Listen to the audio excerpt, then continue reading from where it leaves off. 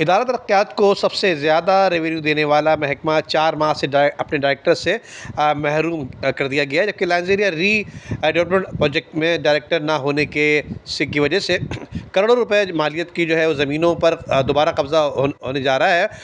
जबकि parking plaza की दुकानों पर भी कब्ज़े जो है वो जारी हैं, जबकि नीलामी ना होने की वजह से जो है वो करोड़ रुपए का नुकसान भी महकमे को पहुँच रहा है। जबकि इस ज़मन में मुलाजमीन की तनख्वाहों की अदायगी में भी दुश्वारी का सामना करना पड़ रहा है। जबकि मैं आपको बताऊं कि सूबाई वज़ीर बल्दियात सईद गनी और director general KDA Altaf Gauhar की अदम दिलचस्पी की वजह से जो है वो इदारा तरक्यात में जो है वो तबाही के दहाने पे वो पहुंच रहा है। जबकि अल्ताफ़ गौहर की तैनाती के बाद से अब तक जो है वो KDA को रेवेन्यू की मद में करोड़ों रुपए का नुकसान भी पहुंच चुका है। इसकी बड़ी वजह जो है अहम महकमों में डायरेक्टर की अदम तैनाती जो है वो बताई जाती है।